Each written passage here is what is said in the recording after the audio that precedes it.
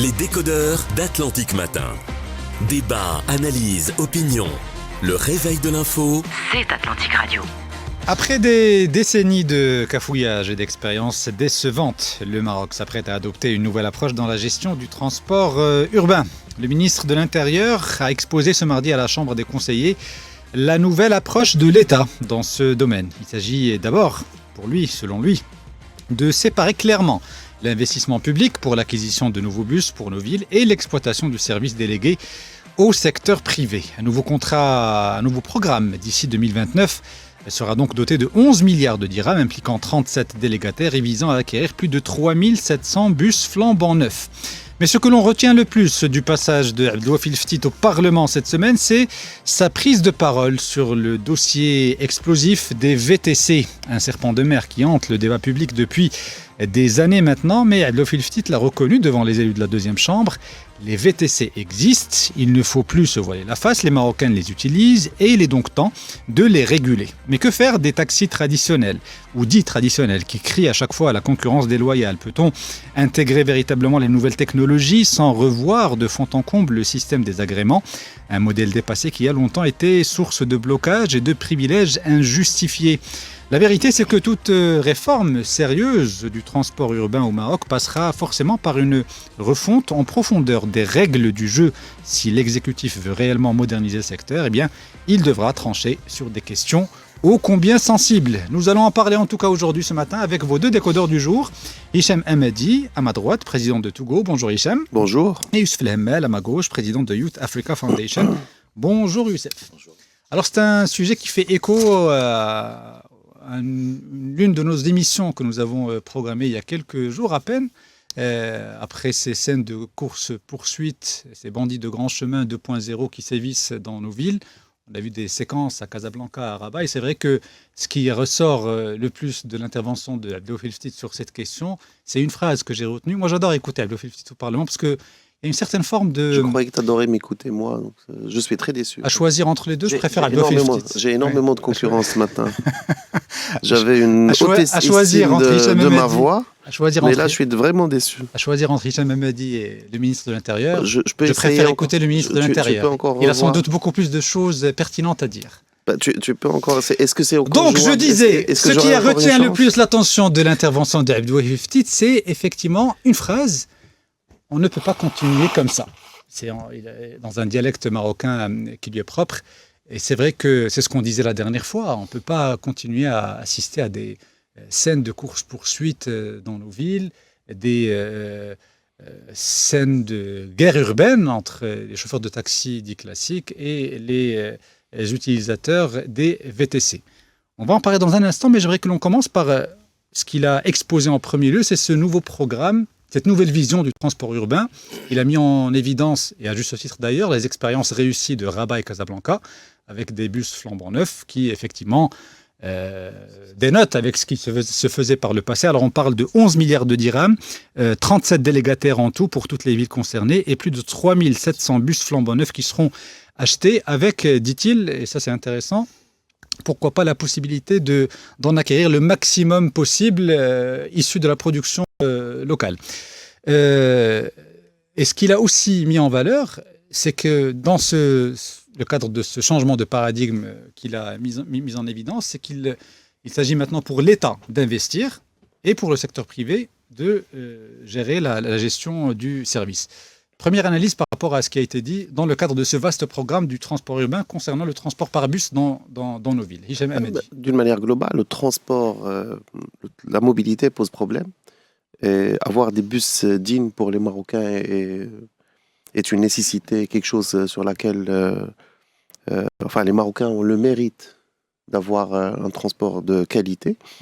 Et je pense prendre le taureau par les cornes et dire l'investissement sur la partie infra sera fait exclusivement par l'État est une très bonne chose, et que les délégataires ou les gestionnaires devraient avoir un cahier des charges en termes de maintenance et en termes de suivi, c'est une très bonne chose. Il a expliqué ce choix-là aussi. Pourquoi c'est l'État qui va mettre la main à la poche pour... Il a dit dans son dialecte également que, comme ça, les délégataires ne viendront pas nous dire nous on a dépensé tant, on a acheté tant, on a acheté tant. Si les objectifs ne sont pas remplis, ciao, au revoir, on passe Et il a à notre raison. prestataire. Il a complètement raison. C'est très bien.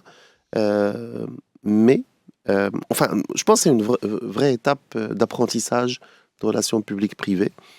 Et il était temps d'en avoir et il était temps de généraliser l'expérience Casaraba sur toutes les localités, les villes, parce qu'il y a vraiment des carences de transport, ne serait-ce que pour Casa. Les villes grandissent, hein, ce qui se passe, les villes sont en train de s'étirer et il y a des besoins de mobilité partout.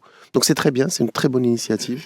C'est quelque chose qui va dans le sens de la marche et qui encore donne la possibilité aux Marocains de se transporter dignement Dans de bonnes conditions. dans de bonnes conditions. Yusuf Lamel, même question. Moi, je pense que c'est une très bonne nouvelle, et surtout pour les opérateurs, parce que dans le passé, c'était très difficile de pouvoir répondre à certains appels d'offres qui incluaient le volet investissement qui était très lourd. Donc, il y a plusieurs opérateurs marocains qui n'étaient pas en mesure, en fait, de répondre. Et au-delà aussi du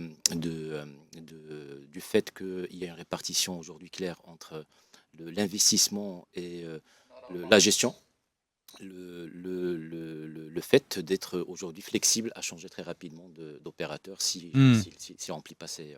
et on a vu l'épisode de Casablanca. Oui, ça a pris en 3 ça a traîné. pour pouvoir changer d'opérateur. Et clairement, aujourd'hui, on parle de dignité de ces utilisateurs aujourd'hui. Moi, avant de me déplacer aujourd'hui, je réfléchis à 10 fois parce que je préfère prendre le bus ou bien le tram, le faire dans un cadre qui est clean et surtout arriver à l'heure et pouvoir encore une fois partir à des rendez-vous sans stresser. C'est la raison pour laquelle vous étiez entre autres à l'heure pour cette émission. Il n'y a pas de tram C'est vrai. C'était une question piège, mais vous êtes... Donc, non, mais globalement, je pense que c'est une bonne chose aujourd'hui. Et n'oublions pas aujourd'hui encore, le fait d'investir, ça nous donne aussi la possibilité de choisir qui va fabriquer ces bus. Donc, encore des marchés qui vont Très bien. rester au Maroc. Sur ce premier volet, je pense qu'il y a un consensus, inutile de s'attarder sur ce qui a été dit par rapport à cette nouvelle vision du transport par bus dans nos villes. Par contre, ce qui est intéressant, c'est d'essayer de décortiquer, décoder ce qu'a bien voulu dire le ministre de l'Intérieur sur la question des taxis et des VTC et ce qu'il n'a pas pu dire aussi, ce qu'il a dit, mais en sous-entendu.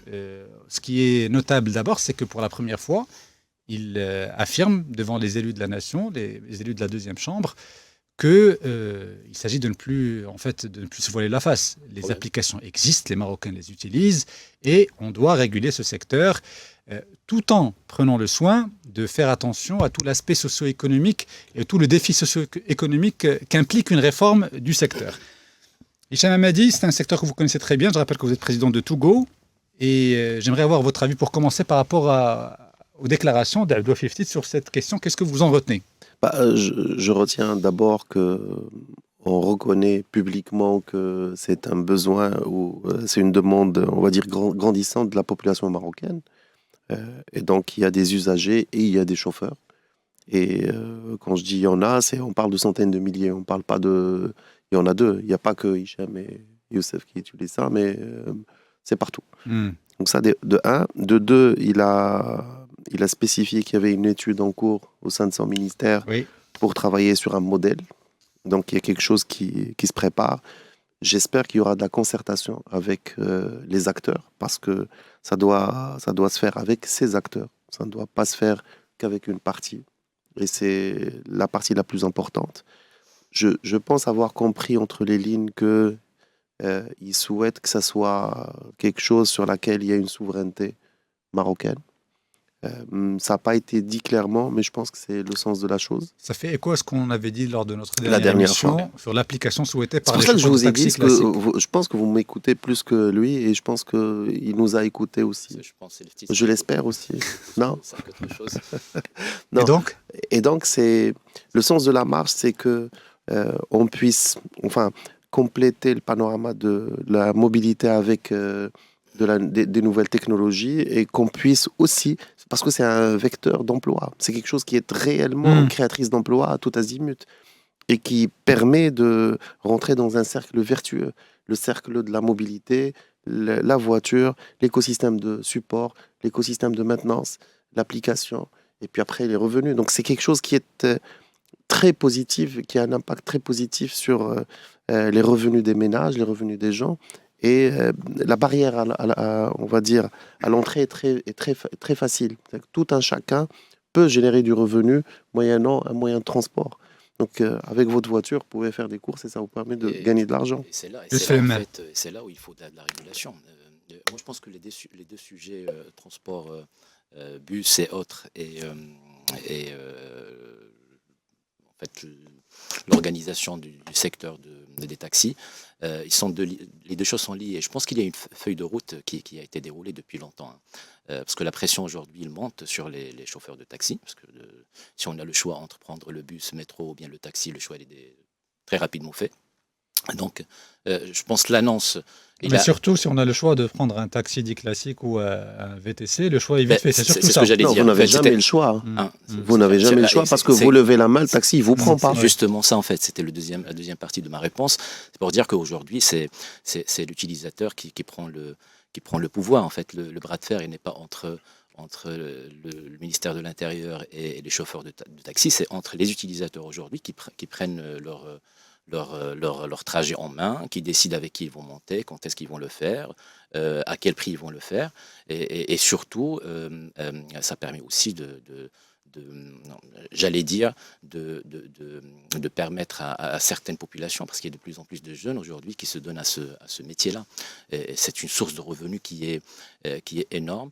Et ça permet aussi d'absorber... Pas que des jeunes d'ailleurs. Moi, des fois, je suis étonné de voir les profils des chauffeurs qui se présentent. Vous avez des parcours de vie qui ne prédestinent pas les uns et les autres à faire ce qu'ils font. Et c'est vrai que c'est une source de revenus. Ça veut dire qu'il y a des revenus aujourd'hui qui sont rentrés. Maintenant, il y a le volet sécuritaire. Moi, j'ai envie, encore une fois, de savoir avec qui je monte. Oui. C'est-à-dire, cette personne, est-ce qu'elle est...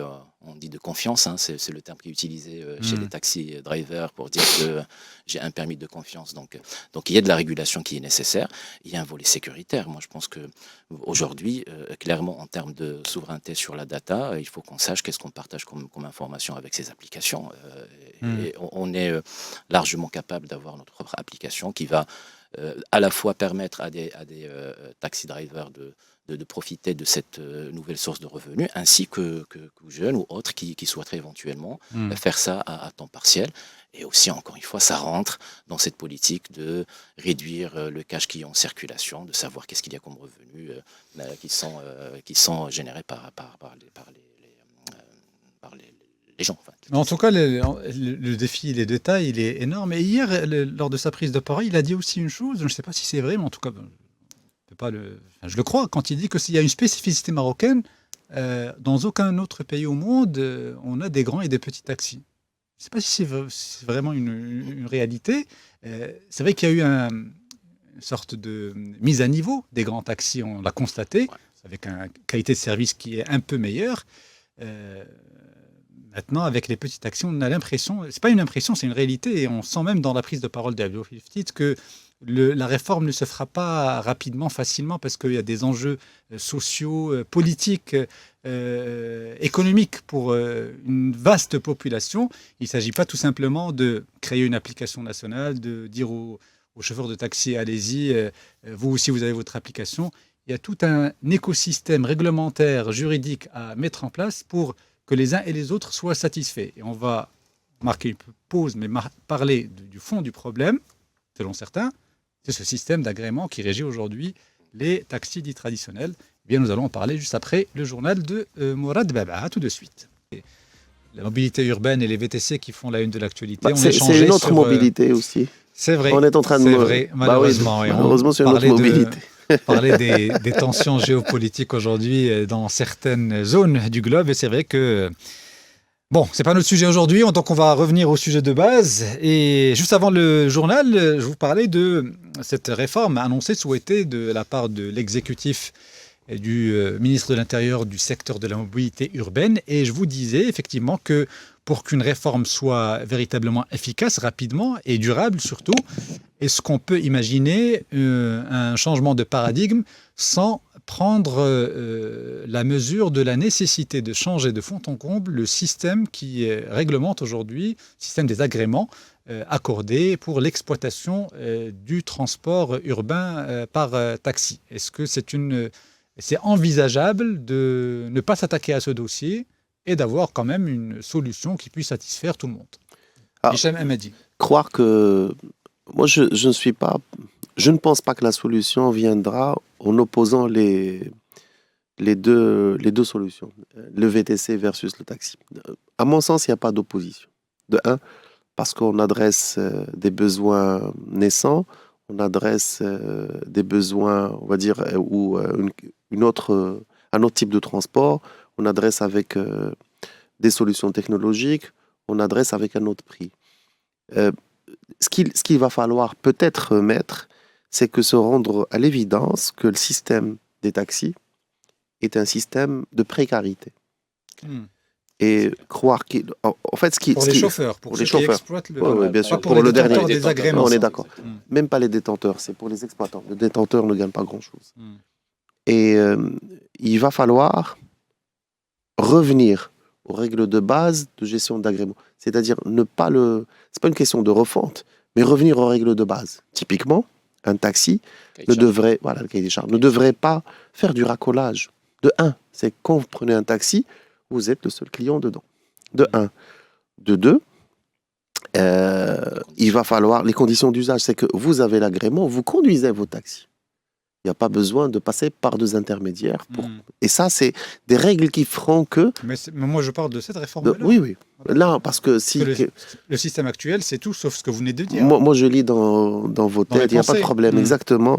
Par contre, les auditeurs, quand on dit réforme, c'est comme si on va annuler, arrêter l'agrément ou... non, c'est pas le sujet. Améliorer le système. Mais revenir aux règles de base, parce qu'il y a des contrats d'exploitation qu'il faut que ça s'arrête. Parce que le sens d'un agrément, il est donné à une personne qui a du mérite. Et ça, il n'y a pas de problème. Je pense que ça devrait continuer. Par contre, il va falloir que cette personne puisse l'exploiter elle-même. Parce que si vous exploitez votre... pas la logique, pardon, juste sur ce point, c'était pas la logique du mérite, c'était pas le cas il y a quelques années. Et le monde a changé, le Maroc a changé. Oui. Les agréments étaient donnés comme source de revenus pour des personnes, entre autres. Mais ça existe encore et ce sont des agréments qui s'héritent de génération en génération. C'est ce qui doit s'arrêter. Justement. C'est ce qui doit s'arrêter. Parce que quand on donne à quelqu'un, il ne faut pas que ça s'hérite, il faut que ça s'arrête à une génération. C'est-à-dire... c'est à vous et c'est pour vous. Et puis après, il n'y a pas besoin d'hériter cela. Donc, en fait, c'est ce type de règles qu'il va falloir instaurer. Et à côté de cela, les Marocains aspirent à autre chose, plus intéressante, aspirent à pouvoir utiliser les nouvelles technologies, à ce que je puisse être transporté dans d'autres conditions. Et c'est là où les technologies arrivent, et c'est là où l'intervention de Monsieur le ministre qui disait, je pense qu'on n'est pas au stade de la réforme, on est au stade de la réflexion. Il disait, il y a des études, il y a quelque chose qui se passe en interne, et il va falloir trouver une solution, parce que quand vous êtes face à une population, on va dire, plus grande, voire plus importante que la population du taxi, parce que c'est ce qui se passe là, dans la réalité, la population des VTC, et à mon sens, elle a dépassé la population des taxis. À l'échelle nationale, ça m'étonnerait. Je pense peut-être que dans les grandes les grands pôles urbains, alors, c'est le cas, mais... Il y a quelque chose comme 77 000 taxis au Maroc, entre rouge et blanc. Et sur les VTC, il y en a plus de 100 000. Ce sont des chiffres que vous tenez de... Qui n'engagent que moi. Que moi. Parce que je viens de ce métier, parce que je connais ce métier, parce que je connais la flotte de chaque acteur. Et par contre, les chiffres du taxi, c'est des chiffres officiels. Il y en a 77 000. Et 77 000, ça drive quelque chose comme, on va dire, un chauffeur et demi, parce qu'un taxi travaille 2 ou 3 shifts. Donc disons 2, donc ça concerne à peu près 140 000 personnes. Mais les VTC, c'est 100 000 voitures actuellement. D'où la nécessité de réguler le secteur et de prendre en considération cette nouvelle population qui est peut-être majoritaire. Youssef Lemel, je vous donne la parole juste après la pause info, puisqu'il est 9h15. Karim Droné va nous donner les dernières informations et on se retrouve juste après. À tout de suite.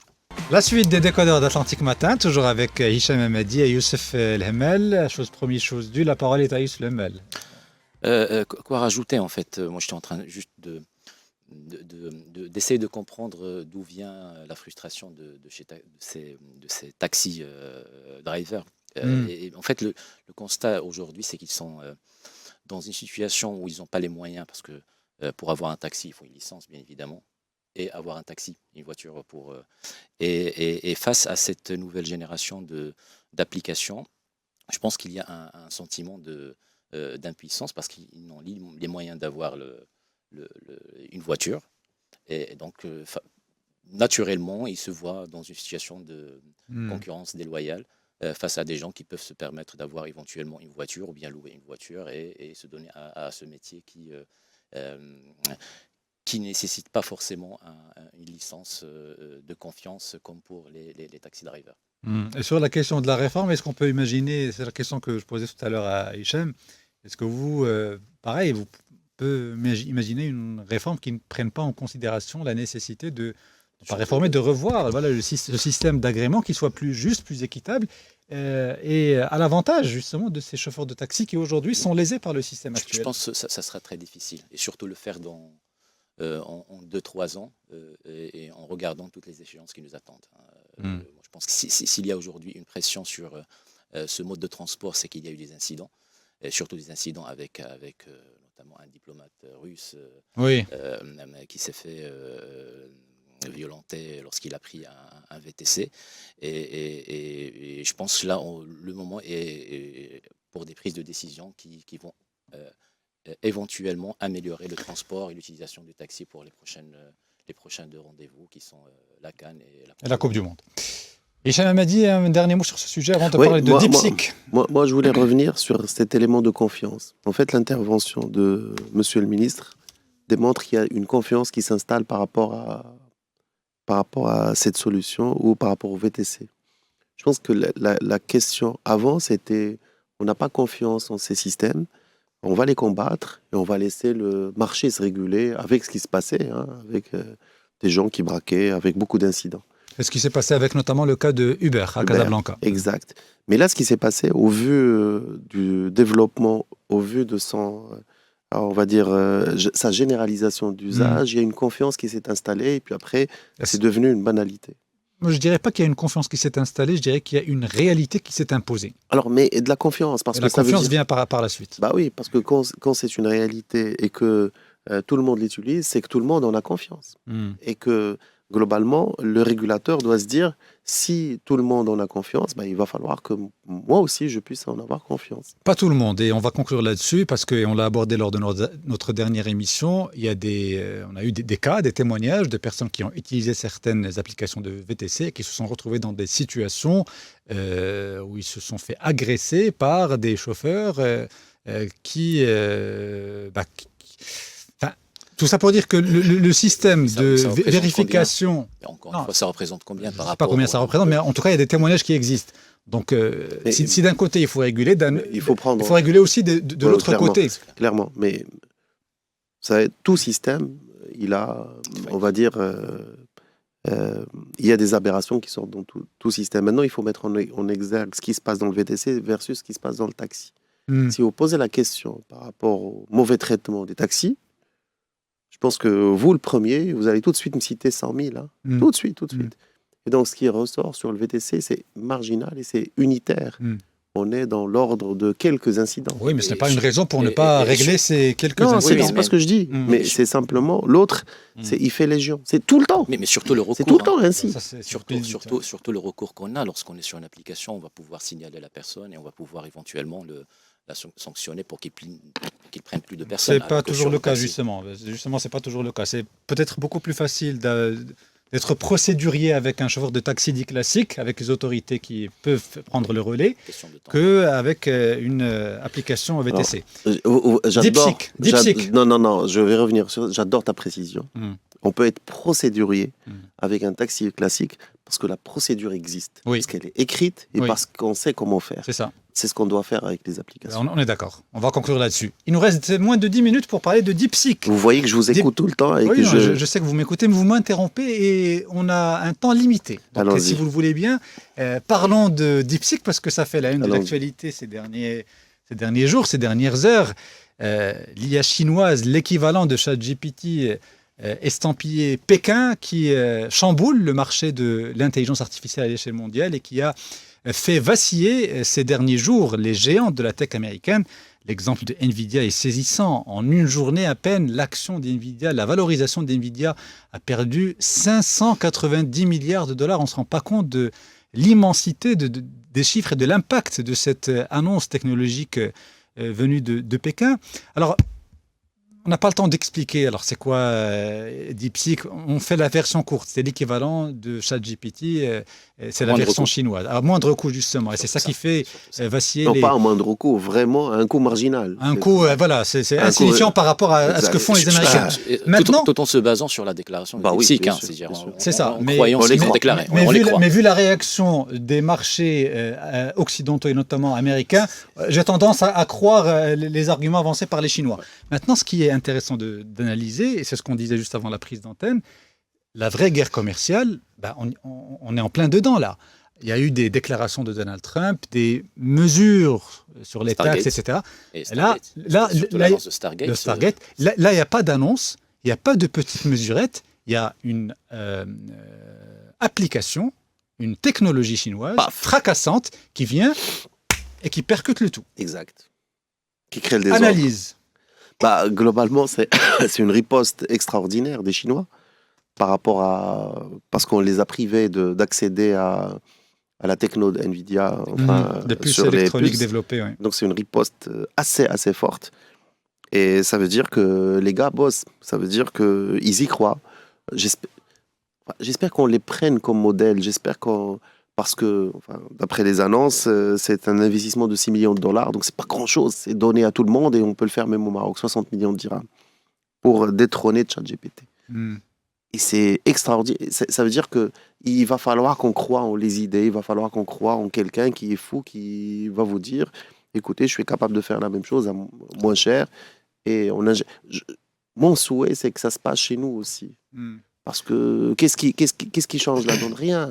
Ils ont les mêmes cerveaux, les mêmes machines que nous, voilà, et on aurait pu même le faire. L'argument, c'est vrai, on peut être d'accord avec ça, même l'argument de dire que c'est une technologie qui coûte très cher n'est plus valable aujourd'hui, parce qu'effectivement, c'était le frein. Ça se fait à moindre coût. Oui, en parlant de frein, en parlant de guerre économique, c'est clairement aujourd'hui des mythes qui ont sauté. Le premier, c'est qu'il fallait des milliards de dollars pour pouvoir se lancer dans des technologies. Donc moi jusqu'à la semaine dernière, je ne croyais pas dans la capacité d'un pays comme le Maroc pour qu'il puisse se positionner éventuellement dans des technologies. Et là, la preuve, c'est qu'on peut le faire avec des budgets qui sont limités. Le deuxième mythe, il faut se mettre au travail. C'est-à-dire, rien ne se fait de lui-même. Et les Chinois, ils l'ont montré, c'est qu'ils sont mis à travailler sur l'application. Ils avaient beaucoup de contraintes, notamment l'accès à des cartes NVIDIA qui étaient puissantes, Biden leur a interdit l'acquisition de ces cartes et la vente de ces cartes aux Chinois. La capacité de le faire dans des temps qui sont très réduits. Certes, l'entreprise, la start-up, elle existe depuis 2018, mais ils se sont mis sur le développement de leur modèle, l'entraînement de leur modèle que depuis 2023. Donc, pour moi, c'est encore une fois, c'est un signe que c'est pour moi une guerre économique. Généralement, on parle la Chine et les États-Unis qui sont confrontés, mais je pense que des pays comme le Maroc devraient aujourd'hui se positionner et par contre en travaillant et non pas en faisant des effets d'annonce sur des stratégies et on disparaît par la suite avec aucun suivi. Et pourquoi, selon vous, les dirigeants de cette IA chinoise ont pris le pari, le choix d'abord de la faire gratuitement, de la donner gratuitement aux utilisateurs, et surtout qu'elle soit open source et que l'API soit accessible à tout le monde. C'est là le génie. Là, je sais. C'est là que je le pose génie. La question. Ouais. C'est globalement quand vous avez en face de vous quelqu'un qui est une mastodonte, vous avez deux choix. Soit vous faites comme lui, auquel cas il va falloir dépenser autant d'argent, autant d'investissement, et essayer de le concurrencer, quitte à ce que... Et le résultat, c'est que vous allez gratter une petite part de marché avec lui. Ou bien faire un autre choix. C'est quelque chose de complètement, on va dire, pas à l'envers ou à côté, mais disruptif. C'est ce qui se passe. Et le fait de l'ouvrir, ça fera que tout le monde va l'utiliser. Et là, vous êtes en train de détruire. Même ceux qui avaient des abonnements chez OpenAI à $200 ou plus. C'est gratuit, c'est open source et c'est de même qualité. Franchement. Et ça coûte 37 fois moins cher que oui, donc globalement, vous êtes en train de riposter d'une manière... En fait, l'effet de rebond qu'ils ont est magnifique. Ils ont une agilité qui fait que, face à une problématique, en fait, il y a le mur. Ils ne sont pas en train de taper dans le mur. Ils ont trouvé la manière de bypasser le mur de telle manière qu'il n'existe plus. Ils ont fait disparaître le mur. Donc, vous ne voulez pas qu'on accède aux puces, ok, il n'y a pas de problème. Et le mur a disparu, ok, on n'y accède pas, mais on fait la même chose. Et c'est ça, c'est cette culture-là qu'on doit avoir. Et c'est ce mindset-là. Et c'est sur la durée. Enfin, Youssef l'a dit, c'est depuis 2018 que cette boîte existe. Elle n'est pas née d'hier. C'est-à-dire, on y a cru, on a mis du cash, on a burné du cash. Globalement, les gars ont cramé de l'argent. Je pense 6 millions, c'est un peu sous-estimé, ça doit être un peu plus. Mais on a cramé du cash pour y arriver. Et on a cramé pour un objectif qui n'est pas des moindres. Nous, le cash, on ne le crame pas, on le déclare et on le régularise. On n'y est pas encore. On n'y est pas encore. Si on le crame, il va dégager de la chaleur.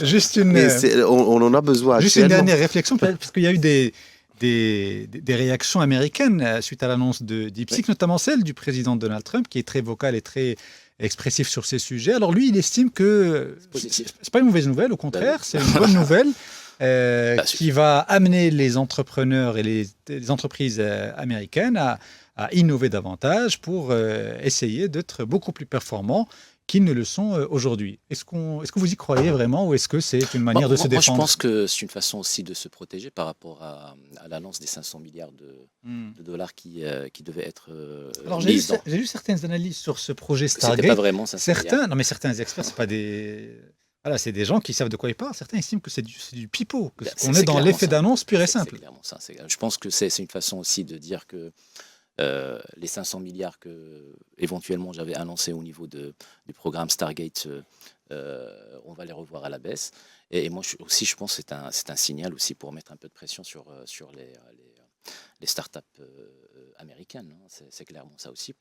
Ça lui donne aussi des éléments pour pouvoir négocier sur d'autres sujets, sur d'autres projets qui sont d'actualité. Et rapidement, pour conclure, Hicham, comment ces géants de la tech, justement, devront réagir à court, moyen et long terme? Ils vont tout de suite adopter la solution qui a été, parce que c'est open source, ils vont l'adapter chez eux, et puis après, ils vont s'affranchir des coûts de... C'est le monde à l'envers, c'est les Américains qui copient les Chinois. Mais bien sûr, non, les Américains copient partout.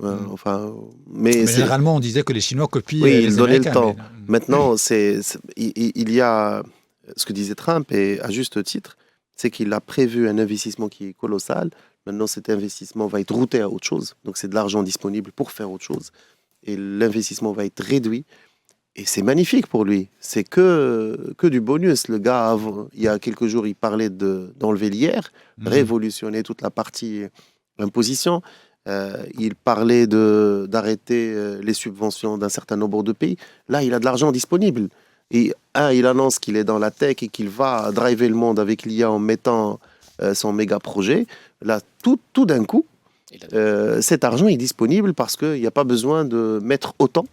Et donc, tout d'un coup, les 500 vont devenir 100 et il a 400 de dispo pour faire autre chose.